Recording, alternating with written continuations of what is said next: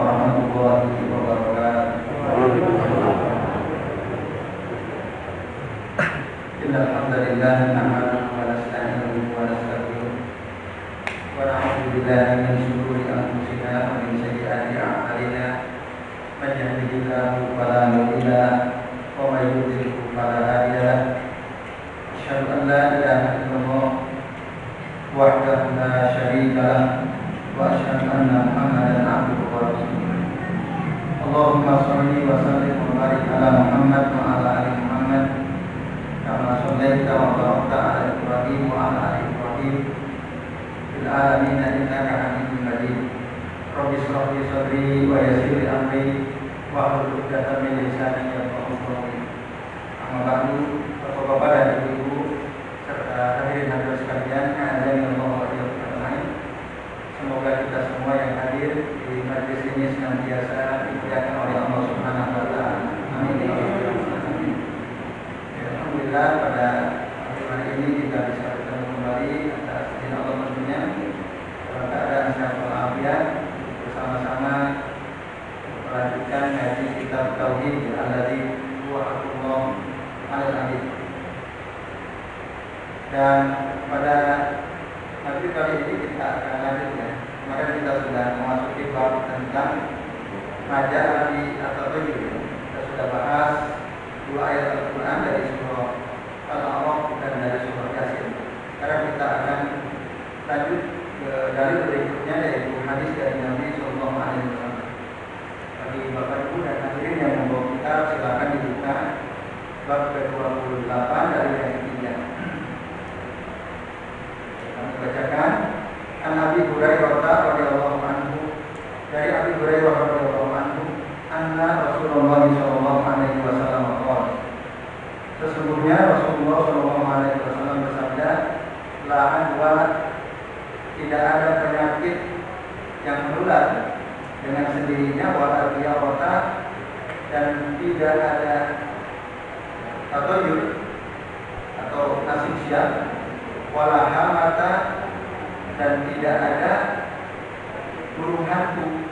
Hamah itu ada yang mengatakan al-bumah, jadi burung hantu sebagai penanda kematian, wala sofar, dan tidak ada pula sofar dianggap sebagai tanda kesialan.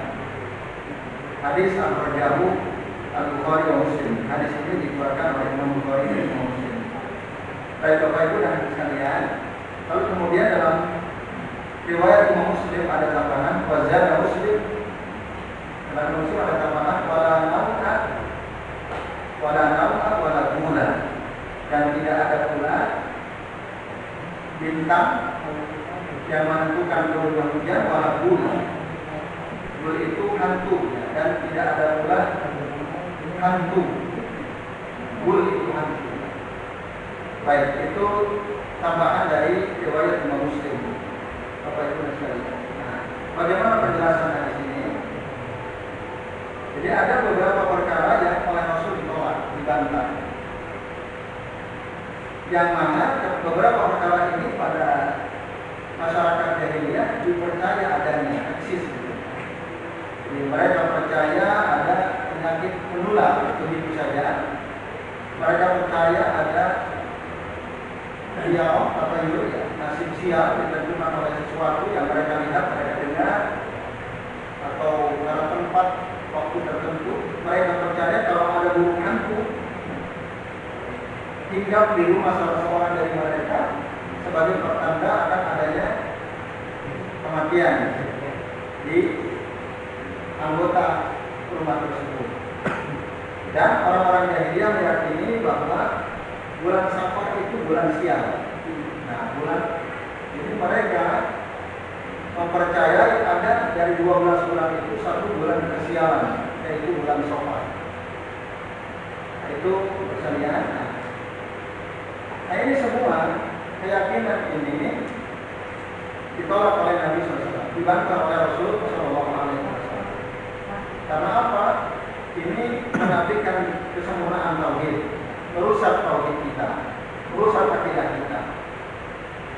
Nah, tapi tadi yang pertama la adwa tadi tidak ada penyakit menular dengan sendirinya. Seperti kita nih, ini hati-hati ya, corona nih, virus. Nah, kalau kita meyakini, saya yakinnya bahwa pokoknya kalau kita keluar nggak pakai masker, terus apa lagi? Tidak jaga jarak, pasti tertular virus corona. Ini bahaya syirik lagi seperti itu. Kenapa? Karena tidak. Tapi memang betul bahwa di dalam hadis misalnya Rasulullah SAW pernah bersabda, "Birru minal badizu, firaraka minal asad." Atau kama tafiru minal asad. Betul ada hadis itu dan hadis itu Sahih Bukhari. Larilah kalian dari orang yang kena penyakit kusta sebagaimana kalian lari menjauh dari singa. Itu betul. Nah, hadis ini yang terakhir ya, firru minal asad, firaraka firru minal majdu, firaraka minal asad. Ini hadis sahih. Nah, hadis ini memang menggambarkan atau menjelaskan kepada kita bahwa Nabi memberikan warning kepada kita. Jadi kalau ada orang kena penyakit kusta, itu jangan dekati. Bisa menjadi sebab tertularnya kita dari penyakit orang tersebut. Tetapi di sisi lain, Rasul mengatakan tidak ada penyakit yang menular. Nah, maksudnya tidak ada penyakit yang menular begitu saja. Pasti semua terjadi karena izin dan kehendak Allah Azza wa Jalla. Ini. Jadi jangan sampai ketakutan kita kepada penyakit melebihi ketakutan kita kepada Allah Azza wa Jalla. Kita takut sekali kepada penyakit. Jangan sampai seperti itu yang keliru. Tapi kalau hati-hati, antisipasi boleh. Nah, jadi ini sesungguhnya tidak bertentangan dengan hadis tadi. Ini kedua-duanya hadis sahih ya. Tapi tadi bersifat seimbang. Ketika kita tadi menghadapi satu musibah ya, suatu wabah. Satu, betul memang ada penyakit menular. Tapi ingat, dia tidak menular dengan sendirinya. Jadi ada kehendak Allah di situ. Kalau Allah menghendaki kita tertular, kalau tidak akan tertular. Nah itu saja. Dulu ada seorang laki-laki yang kena penyakit kusta datang kepada Nabi SAW. Jadi seorang laki-laki datang kepada Nabi SAW. Wa huwa majdu. Orang ini sudah kena penyakit kusta. Lalu apa yang dilakukan oleh Rasulullah? Fa'aqada biyadihi. Rasul memegang dengan tangannya si orang yang kena penyakit kusta ini. Padahal di sisi yang lain, Rasulullah apa? Firman minal majdu, firman minal asad. Tapi saat itu ketika ada orang kena penyakit kusta mendekat kepada Nabi, Nabi pegang. Kenapa? Karena dikuat tawakkul ini Allah Azza wa Jalla. Karena kuatnya tawakal. Rasul tawakal. Yang mengizinkan seseorang itu tertular atau tidak Allah, bukan penyakit itu sendiri. Makanya Rasul tidak khawatir dipegang dia. Bahkan Rasul bilang apa? Qul minat Tuhan. Maka silakan makanan ini Allah dikana ya'kul minhu Rasul sallallahu alaihi wasallam. Makanan yang tadinya dimakan oleh Nabi SAW. Kalau oleh Nabi diberikan kepada orang yang kena penyakit susah itu silakan makan. Dipegang makan oleh Nabi. Ini sikap seimbang yang dicontohkan oleh Nabi kepada kita. Betul kita harus menghindarinya, tetapi tadi jangan sampai ada keyakinan di pikiran kita, di hati kita pasti menular, pasti enggak, tidak pasti. Buktinya anggota dewan berapa orang yang kena? Berapa orang katanya? Apa semua kena? 500 lebih. Ada satu keluarga yang kena. Apa semua kena? Enggak. Saya punya teman ketiga melahirkan, katanya diklaim di salah satu rumah sakit di Jogja ini kena COVID, masih kecil-kecil anaknya.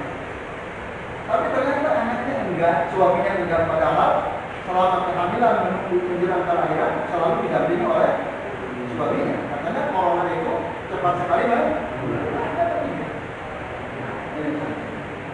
jadi itu yang dimaksud oleh Nabi dalam dua itu. Tidak ada penyakit yang menular begitu saja. Jadi kita harus sadar bahwa ini adalah keyakinan yang batil. Gimana kalau kita memahami tadi? Dan memang ada penyakit yang bisa menular, tapi penularannya itu tidak begitu saja, melainkan karena izin dan kehendak Allah SWT. Maka kalau kita ingin dilindungi oleh Allah supaya tidak tertular penyakit tersebut, yang harus lebih dikuatkan harusnya kan ada sabab syar'i, ada sabab kauni. Ini penting. Sabab kauni, nah orang banyak meyakini terjadinya penularan dari aspek sabab kauni. Kauni aspek alamiah gitu ya. Ya tadi terjadi begitu saja. Atau ada sebab-sebab alamiah gitu. Di balik itu ada sabab syar'i. Nah ini harus kuat. Yang harus dikuatkan sabab syar'i itu tadi. Segala sesuatu terjadi karena kehendak Allah Azza wa Jalla. Tidaklah terjadi segala sesuatu pada dirimu atau di bumi ini kecuali semua sudah tercatat di lauh mahfuz min qabli an naqra. Tapi bisa saja Allah itu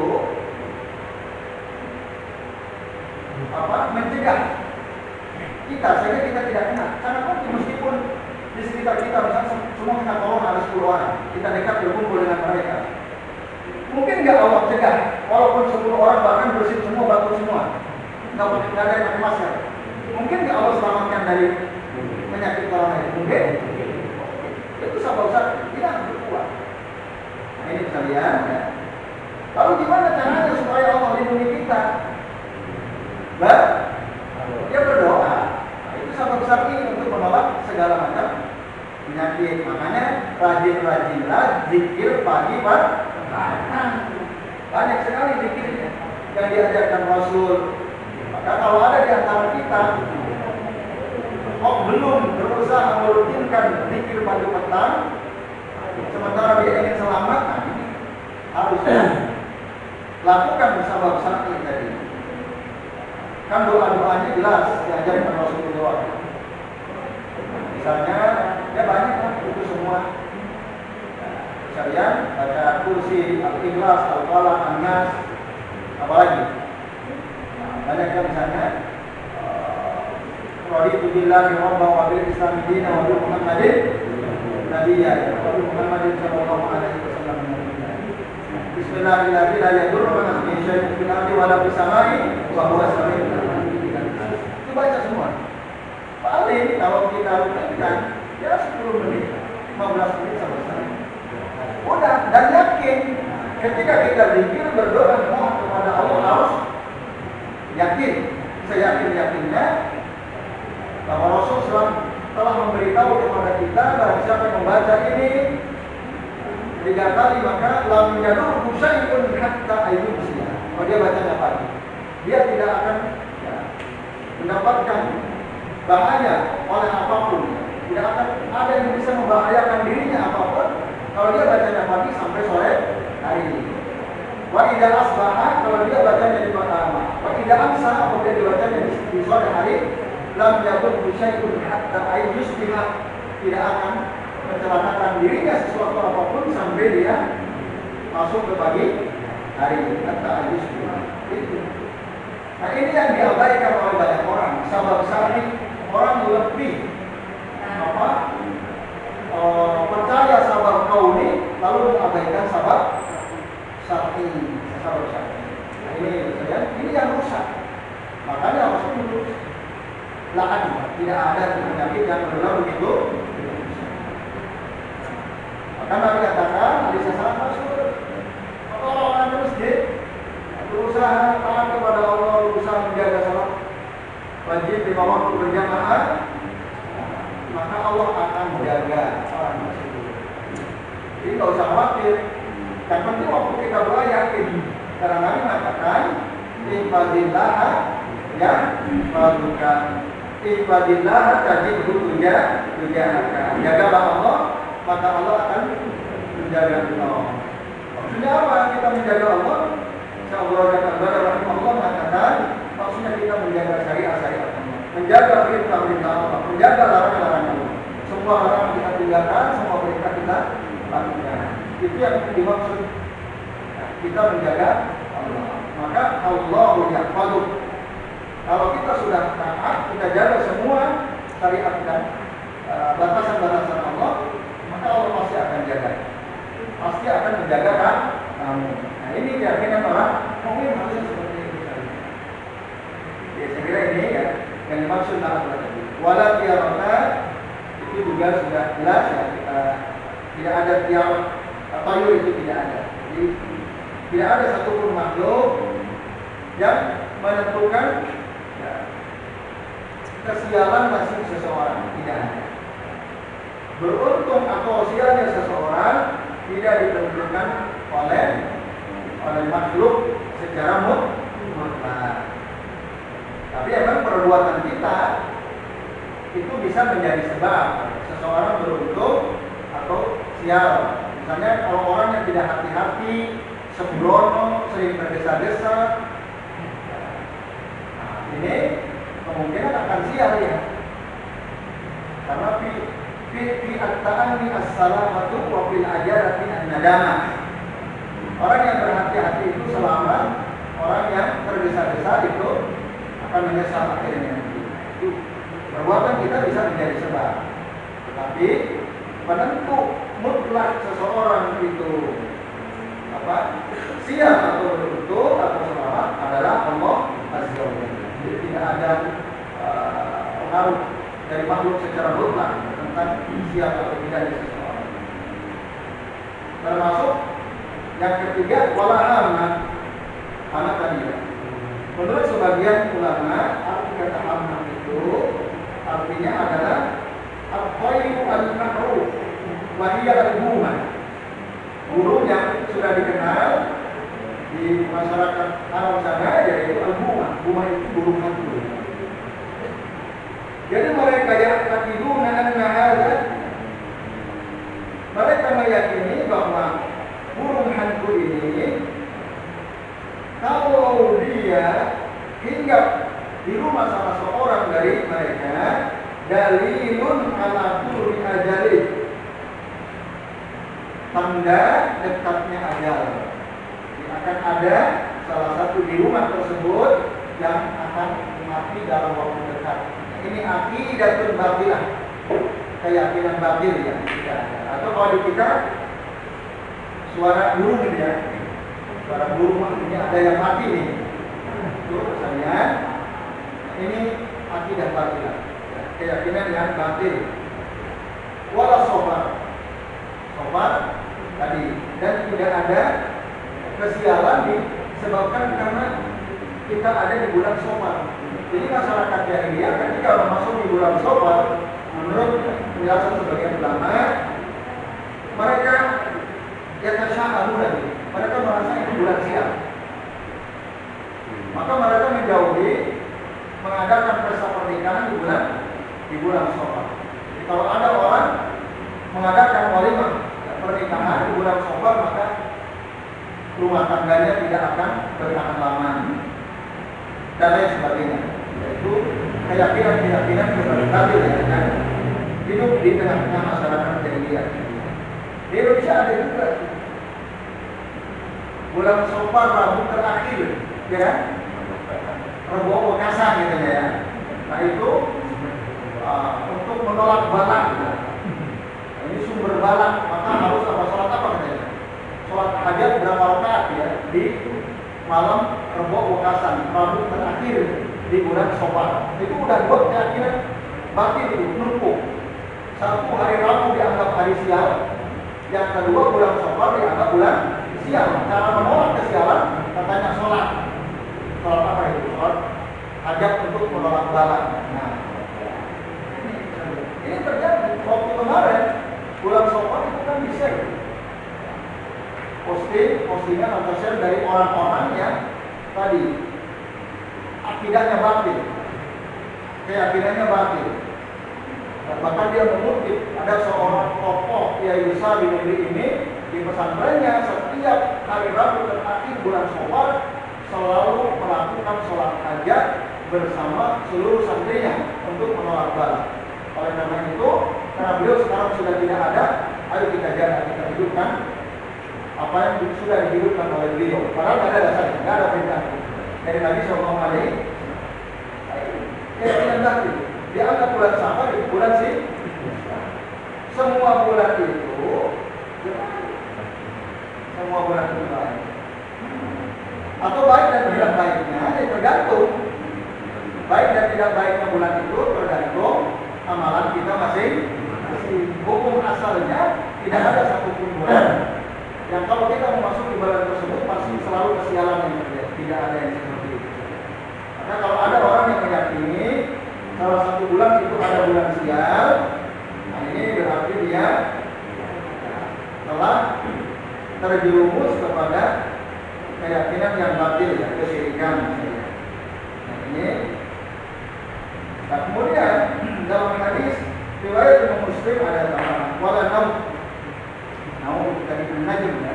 Jadi orang Arab Jahiliyah mereka mengait-ngaitkan turunnya hujan itu dengan kemunculan bintang tertentu.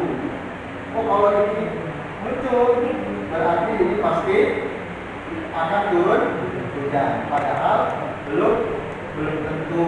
Nah, ini belajar ilmu itu kita pernah bahas. Kalau dalam konteks ilmu taksir ini haram, nggak boleh. Kita menganggap bahwa bintang itu punya pengaruh terhadap turun atau tidaknya hujan. Walau tidak seperti itu. Walaupun hantu, tidak ada hantu. Bapak Ibu percaya ada hantu atau tidak? Percaya ada hantu atau tidak? Hantu itu wujud nyata konkret dari iblis atau syaitan atau jin. Jin, iblis, syaitan ada atau tidak? Ada. Mereka bisa merubah bentuk atau tidak? Bisa. Jadi hantu itu mungkin saja ada. Maksudnya iblis, syaitan merubah dirinya, menampakkan dirinya, penampakan gitu ya. Sehingga kalau kita lihat kita takut. Itu mungkin saja. Lalu apa yang dimaksud oleh Rasulullah SAW? Maksudnya, bisa lihat, ketika Bapak Ibu melihat hantu, itu jangan dianggap suatu kesialan. Biasa aja, senyumin aja. Sambil baca ayat kursi. Lari kalau kamu sudah nggak usah takut sama hantu. Kan ada orang cerita, di rumah saya itu ada pohon natal yang tua. Orang sering melihat kalau lewat depan rumah saya ada pocong makhluk halus di situ. Di mana tadi? Ya terbang aja kalau gitu. Dia terbang, rupanya dia cari pohon lain. Lalu ya santai saja. Yang penting kita nggak lihat itu. Kita akan lihat kalau kita ingin dia pergi ya kita bacain Al-Quran, kita zikir.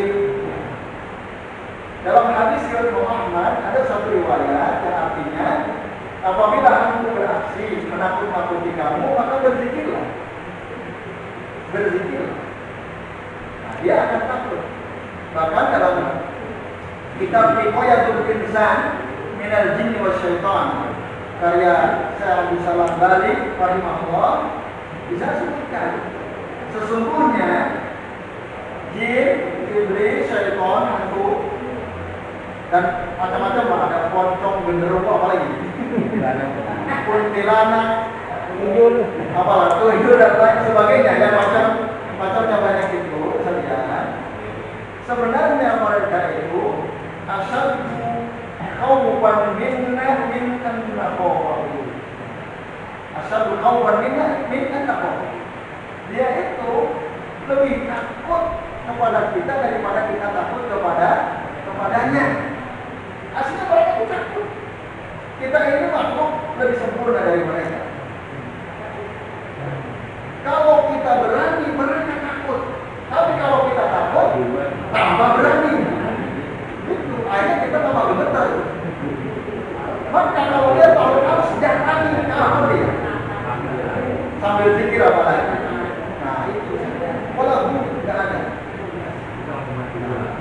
Kalau kita langsung ingat sama Allah, zikir kepada Allah, udah selesai. Tapi sayang masyarakat kita ini kebanyakan takut sama hadil ya. Ketakutan, oh jangan lewat sana. Kenapa? Kemarin kalau kita beliau saya lewat ada. Tergantung dari kepalanya. Orang semua takut. Nah ini ada yang seperti itu. Kalaupun dia muncul seandainya, ya udah nggak usah. Kalau kita takut, sirik kita. Kalau kita takut, nah, kita sudah sirik takut terhadap itu. Kenapa takut? Mereka tidak akan mencelakakan kita kalau kita berani. Kalau kita takut, kita celaka karena diri kita sendiri. Akhirnya mulia takut mari terpontang-panting, lalu tersandung batu jatuh, benjolan karena kita sendiri. Nah, bukan karena dia. Itu misalnya. Nah ini itu disebut kepala bulu. Nah ini persediaan. Maka berdasarkan hadis ini Rasulullah ingin meluruskan para sahabat. Jadi jangan sampai mereka itu terpengaruh oleh keyakinan batil orang-orang jahiliyah. Yaitu penjelasan dalil yang ketiga. Terakhir dari Anas bin Malik dia mengatakan qala Rasulullah SAW la aqwa wa la qiyarata. Rasul mengulang lagi. Yang hadis ditemukan itu sahih juga hadisnya. Jadi tidak ada penyakit menular, tidak ada tiarah, tidak ada kesiaran karena makhluk tidak ada.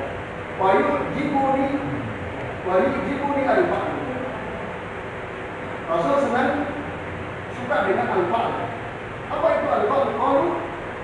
Al-fa'l ya Rasulullah. Lalu apa itu al-fa'l? Ya Rasulullah. Apa kata ini? Al-kalimatu thayyibah. Al-fa'l itu adalah kata-kata yang baik. Nah, kalau tiarah itu mutasyabih, kalau al-fa'l itu pelakunya mutafa'il. Jadi lawan kata as-sya'amah at-tafa'ul. Mutasyabih itu orang yang menganggap kesialan dari tiarah. Nah, lawannya adalah al-mutafa'il. Mutafa'il orang yang selalu berbaik sangka. Kalimat-kalimat positif, kalimat-kalimat baik. Misalnya apa? Ketika Bapak Ibu mau melakukan sesuatu ya, mau melakukan sesuatu, lalu dalam pikiran Bapak Ibu, dalam hati Bapak Ibu, insya Allah saya berhasil. Insya Allah rencana saya lancar. Itu namanya al-fa'l. Jadi dia mengatakan kata-kata baik, kalimat-kalimat positif. Untuk apa? Mendorong supaya optimis gitu ya. Tapi tentu saja memohon pertolongan kepada Allah Ta'ala. Itu al-fa'l. Nah itu yang disukai oleh Nabi Sallallahu Alaihi Wasallam. Itulah seharusnya orang beriman. Jadi dia selalu merasa, insya Allah bisa sukses. Insya Allah saya berhasil. Insya Allah saya bisa Bismillah. Nah, itu al-fa'l. Jadi saya kira ini sekalian apa yang bisa kita bahas kedua dalil dari yang ketiga dan keempat dari hadis Bukhari Muslim, supaya ada waktu untuk tanya jawab. Ya, sekarang jam tak lagi ya, silakan barangkali yang bertanya sebentar lagi insya. Tidak ada yang tanya? Assalamualaikum warahmatullahi wabarakatuh. Waalaikumsalam.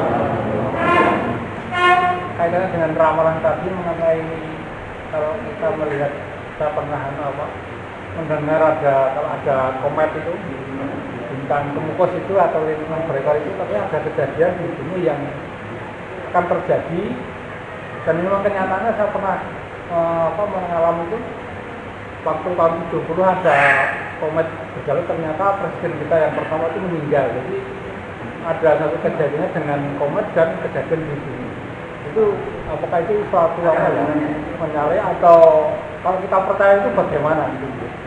Keduanya kaitannya dengan mimpi. Saya pernah mengalami kalau mimpi misalnya, maaf ini kalau kita membuang air, kita akan mengalami kerugian.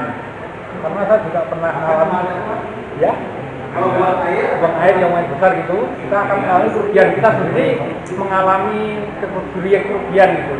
kerugian. Ya misalnya saya pernah mengalami ya, anak saya itu mimpi seperti itu, Mimpi mengalami kerugian. mimpi buang air. Buang air. Nah, Kalau itu akan mengalami kerugian. ya kerugian. Ternyata memang betul-betul kejadian. Itu bagaimana? Apakah itu juga? Kalau kita percaya itu, apakah ada apa ya? Istilahnya kita dosa atau bagaimana? Karena saya juga sering mengalami hal seperti itu, tapi kaitannya dengan mimpi itu untuk diri kita sendiri gitu. Itu saja yang kami sampaikan. Terima kasih. Assalamualaikum warahmatullahi wabarakatuh. Waalaikumsalam. Terima kasih Pak. Jatuh komet, peristiwa di langit akan berpengaruh pada peristiwa di bumi. Kalau kita kaitkan secara mutlak tadi, itu nggak boleh. Jadi kita yakini kalau ada komet jatuh pasti ada orang meninggal. Ini haram, nggak boleh. Ini akidah batil. Kalau kok terjadi, itu adalah memang takdir dari Allah Subhanahu wa Ta'ala, bukan karena kometnya. Makhluk tidak bisa menentukan nasib seseorang ya, dalam arti tadi memastikan kematian seseorang, tidak ada. Tapi saya kan di masyarakat ada yang disebut dengan ilmu kiten itu ya. Di kiten ini kalau begini, kok begini ya. Ketika terjadi lagi kok begini lagi ya. Nah itu hati-hati itu tidak ada di syaitan. Supaya tadi kita meyakini kalau ada begini pasti begini. Itu jangan sampai muncul di pikiran kita ada keyakinan seperti itu. Nah, kalau memang betul terjadi itu pada Allah Masya Allah itu adalah ketentuan dari Allah. Apa yang Allah kehendaki terjadi maka terjadilah. Kita harus pikirnya seperti itu. Nah ini memang udah ajalnya, bukan karena komet, karena memang Allah sudah menentukan ajalnya sampai di sini, bukan karena kometnya. Nah itu bahaya. Nanti akan berkembang lagi. Yang kemarin cerita itu ada gunung gantung. Jadi kalau ada suatu malam yang ada sesuatu yang jatuh dari atas tiba-tiba suasananya jadi serem kampung kita. Lalu mereka meyakini pasti besoknya ada orang gantung diri. Itu ada gunung gantung. Di kampung saya itu ada keyakinan sebagian orang yakini begitu. Dan memang di kampung saya pernah terjadi ada orang gantung diri. Karena malamnya itu ada gunung gantung. Nah terus berkembang lagi. Nanti dia yang gantung diri wajahnya menghadap ke arah mana? Kalau menghadap ke utara, maka nanti beberapa hari kemudian pasti di utara ada orang gantung diri juga. Lalu dia cerita, lalu saya coba cari-cari informasi ke utara, ternyata betul ada gantung diri di sana. Nanti diteliti itu aja, udah tidak baca walaupun benar gitu ya. Ini tidak baca, tidak ada gitu. Nah soal mimpi, memang ada namanya takwilul ahlam, takwil mimpi. Nabi Yusuf dalam surah Yusuf digambarkan punya kelebihan bisa menafsirkan mimpi. Kalau begini akan begini. Nah, saya sebagai ulama mengatakan memang ini apa ada sebagai orang diberi kemampuan. Maka ada kitab Ibnu Sirin ya. Ibnu Sirin itu punya kitab takwil ahlam. Saya punya kitabnya. Terus ada lagi ulama setelahnya punya kitab menyusun takwil mimpi secara ensiklopedik. Misalnya ular, kita cari ular, bisa mimpi apa ular. Nanti cari huruf, nanti di sini sebutkan. Kalau kita mimpi ketemu ularnya makhluk kita maka akan begini. Tapi kalau kita mimpi ketemu ularnya kita bunuh maka akan begini. Nah itu silakan ke rumah nanti saya kasih tahu kitabnya. Tapi saya nggak hafal gitu ya. Kalau begini, Nah itu takwil.